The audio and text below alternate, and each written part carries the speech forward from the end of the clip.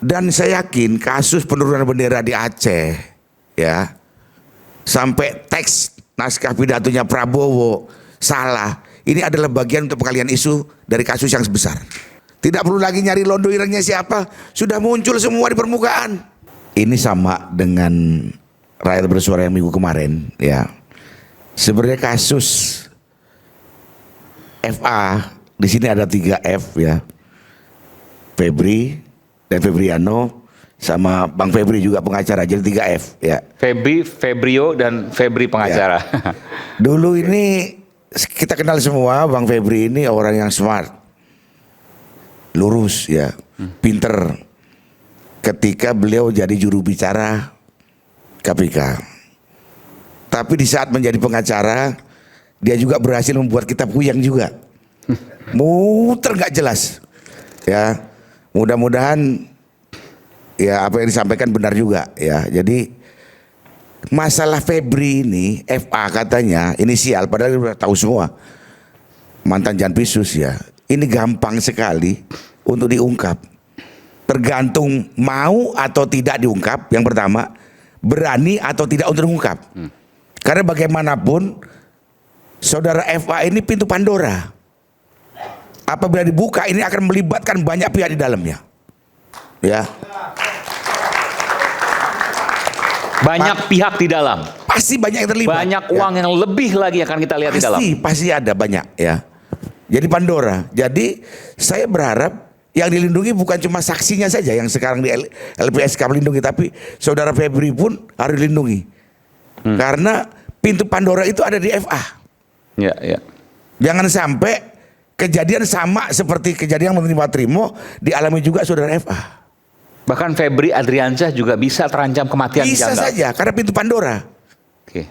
Ya, kita berpikir nih, kalau penegak hukum ini benar-benar orangnya bersih, punya komitmen yang jelas, gampang untuk mengungkap kasus ini sampai meninggalnya saudara Trimo juga ini bagian dari konspirasi tinggi, ya, tingkat tinggi, ya. Mungkin Pak Slamet juga lupa yang saya sampaikan kemarin, untuk mengatasi orang banyak tahu kan cuma 2, ya, dirangkul terus supaya aman, supaya tidak nyanyi. Yang kedua dibungkau, bahkan dibunuh. Ini yang terjadi, ya. Untuk bisa menyimpulkan masalah ini tidak perlu kuliah sampai SHMH kok. Adik-adik mahasiswa seharusnya malu nih, praktisi hukum juga malu nih sama adik-adik ini. Mereka ini idealis, kritis, tapi kalau menyaksikan senior-seniornya memainkan pasal, memanipulasi pasal, malu seharusnya. Ya, ini kasus belum selesai, muncul lagi. Dan saya yakin kasus penurunan bendera di Aceh, ya, sampai teks naskah pidatonya Prabowo salah, ini adalah bagian untuk pengalihan isu dari kasus yang sebesar. Ya kan? Kan saya berkali-kali nanya, ini pembantunya presiden mau membantu presiden menjalankan pemerintahan sampai 2029 atau akan memotong di tikungan? Ya. Jadi kasus-kasus kejadian-kejadian ini adalah pengalihan isu, Mas Aiman. Prediksi saya, ya, sebagai ketua umum Gerakan Cinta Prabowo, ya. Saya selalu menjaga, merawat, mengawal, bahkan membantu mensukseskan program kerja Bapak Prabowo Subianto, ya. Dengan disuguhkan kasus-kasus ini kita malu sebenarnya sama adik-adik kita yang mahasiswa ini, ya. Terus satu lagi Mas Aiman, saya keluar dari konteks ini sebenarnya, yang juga harus mendapatkan perhatian khusus dari presiden. Itu ada 141 warga negara Indonesia yang sampai hari ini masih di penjara di Papua Nugini. Nelayan ini. Nelayan, ya. Makanya nanti Mas Gema juga bisa itu nyorakan. Bisa minta datanya. 141 orang dikurung dengan alasan apa itu? Illegal fishing. Ya, nelayan ini. Sampai sekarang nggak ada perhatian dari pemerintahan. Itu juga harus diperjuangkan, ya. Oke, baik. Selain kasus yang memang benar-benar harus fokus. Masyarakat Indonesia ini dari Sabang sampai Merauke cuma nunggu aja. Kasusnya Eva ini mau dibawa kemana? Mau diapakan? Mau diputar sampai kita semua lupa. Nanti ada kejadian baru, kejadian kasus-kasus baru lagi untuk menutup kasus lama. Ini kan bahaya, Mas Aiman, dan nggak boleh terjadi. Ya, jadi intinya saya sebagai ketua umum Gerakan Cinta Prabowo mohon dengan hormat kepada kawan-kawan yang pinter-pinter ini berhenti membuat puyeng rakyat Indonesia sebelum rakyat Indonesia marah kepada kalian.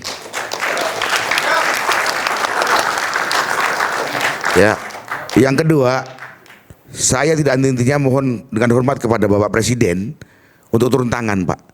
Yang berantem saat ini anak-anak kalian, anak-anak Bapak, ya. Yang ribut saat ini antar lembaga ini ada anaknya Bapak Presiden.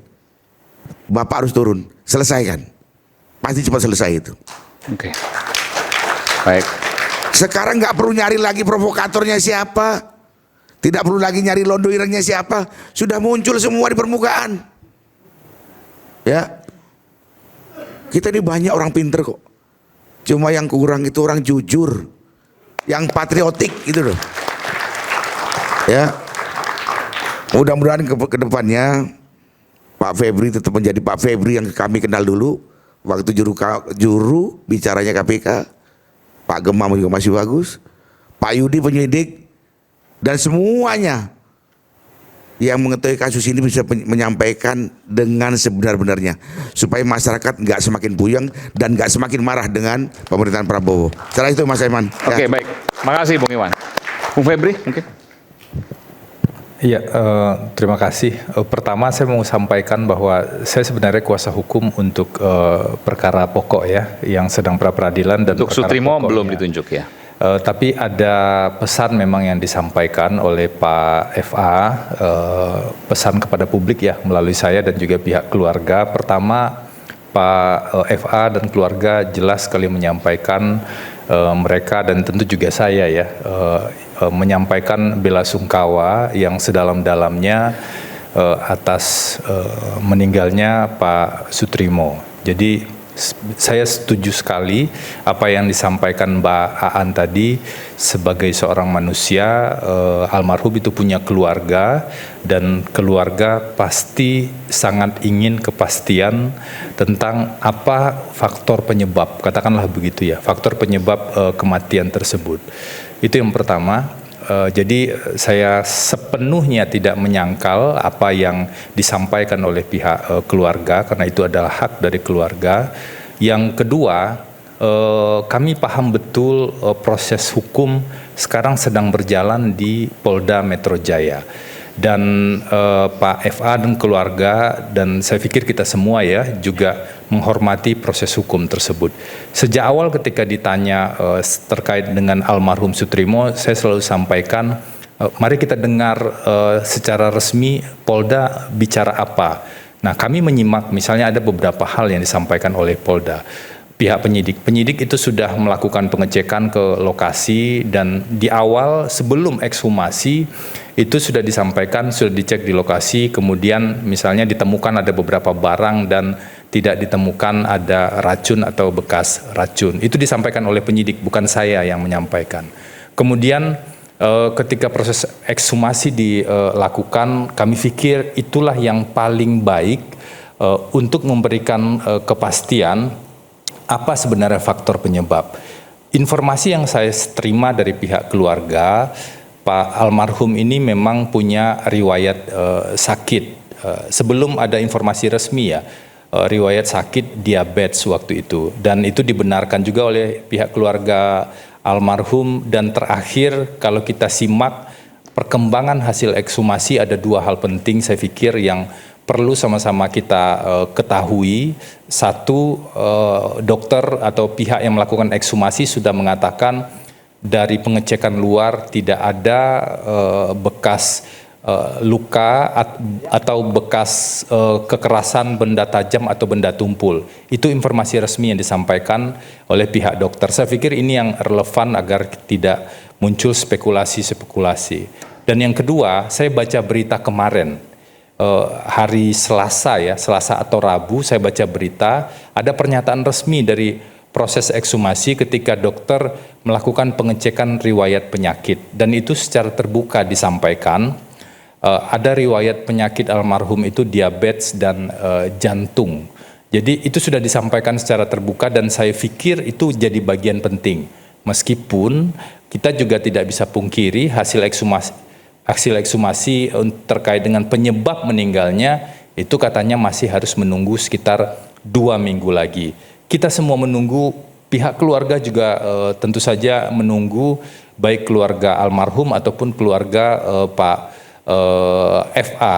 Ini sama-sama menunggu apa sebenarnya hasil ekshumasi agar ada kepastian. Tapi apapun hasil ekshumasi tersebut, saya pikir sebagai manusia, maka sudah sewajarnya bela sungkawa dan duka cita itu disampaikan. Karena bagaimanapun juga Pak Sutrimo ini bukan orang yang baru kenal dengan pihak keluarga. Jadi memang sudah bekerja, meskipun kadang bekerja, kadang pulang, tapi sudah berinteraksi cukup lama. Pasti ada ikatan emosional yang terjadi sebagai sesama manusia dengan pihak keluarga. Nah, poin ketiga yang ingin kami respon juga, kami sampaikan.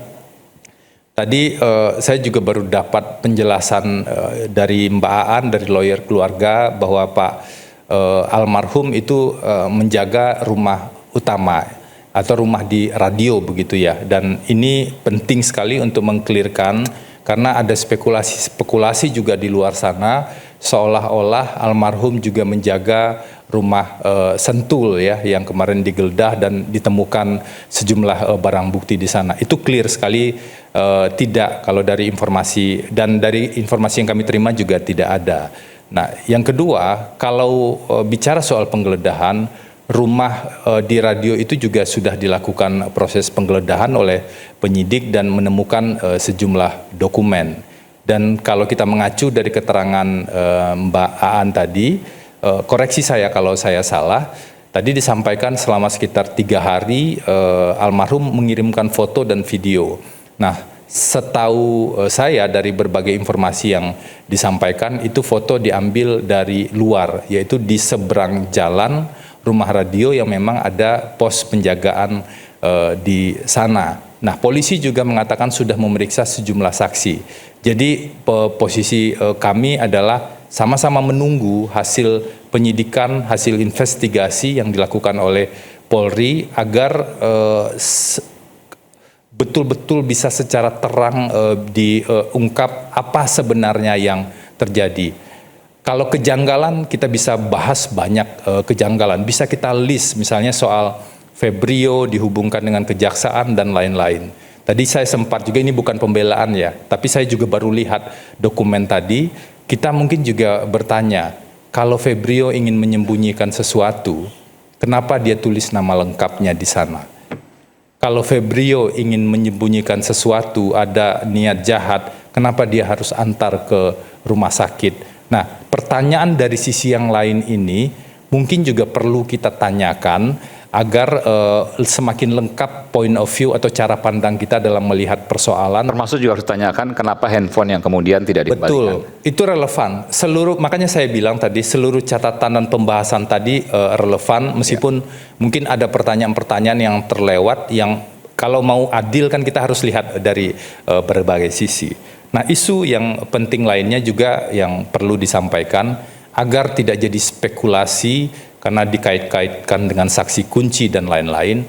Saya ingin sampaikan dalam proses pra-peradilan itu ada satu fakta yang terungkap hari ini tadi dari jawaban termohon bahwa penyelidikan perkara yang akhirnya Pak FA jadi tersangka itu sudah dilakukan sejak Agustus 2025. Jadi bukan 1 atau 2 bulan belakangan, mungkin 1 tahun belakangan ya. Nah, ketika Polri waktu itu sudah melakukan penyelidikan sejak Agustus 2025, tentu saja seharusnya sudah teridentifikasi siapa saja saksi-saksi, dari mana saja bukti-bukti itu tersebut kemudian bisa ditemukan. Nah, yang menjadi pertanyaan, tapi saya tidak bisa menjawab ini. Kita mungkin di sini juga tidak ada yang bisa menjawab. Yang bisa menjawab ini adalah pihak Polri dan pihak Kejaksaan. Apakah nama Sutrimo pernah masuk dalam list rencana saksi? Yudi ini mantan penyidik, dia pasti punya pengalaman. Saksi itu nggak ujuk-ujuk tiba-tiba ada, pasti ada rencana pemeriksaan saksi. Apalagi penyelidikannya sudah cukup panjang. Nah, untuk bisa mengklirkan ini memang tidak bisa dengan cara berpikir yang asumtif dan spekulatif. Mohon maaf saya menggunakan bahasa itu, tapi betul-betul melihat ini kan sudah setahun nih prosesnya. Mestinya sudah ada identifikasi itu. Kalau dari pengalaman saya dalam mendampingi 2 kali pemeriksaan, 2 hari full, dan dalam berkas-berkas yang saya dapatkan, proses pra-peradilan yang sudah berjalan selama 2 hari ini, saya belum menemukan atau belum mengidentifikasi sampai ke nama Sutrimo. Itu dari pengalaman saya yang mungkin masih terbatas. Nah, tentu saja kami sekali lagi mengajak untuk betul-betul bisa menunggu informasi yang resmi. Bukan hanya kita di sini, keluarga di Banyumas itu pasti menunggu informasi. Pak FA dan keluarga juga menunggu informasi agar ini betul-betul kita taruh di ruang perdebatan, di ruang pembuktian secara hukum. Karena itulah, ini mohon maaf sekali lagi Prof, kalau kita bicara, saya memahami dan menghormati sekali pengalaman Prof sebagai hakim, tetapi tidakkah kita melompati satu fakta atau satu fase yang sangat penting, kita bicara siapa calon tersangka, tapi kita belum bisa menjawab, ini kematiannya karena apa? Ekshumasi masih 2 minggu lagi. Jadi kalau kami mengajak, satu, kami berbelasungkawa betul-betul terhadap peristiwa ini, dan yang kedua, kami sangat berharap ini betul-betul dilihat sebagai kalau proses hukumnya, kalau pengujian kejanggalannya dalam proses hukum itu sendiri. Mungkin itu yang bisa saya sampaikan. Oke, baik. Masih.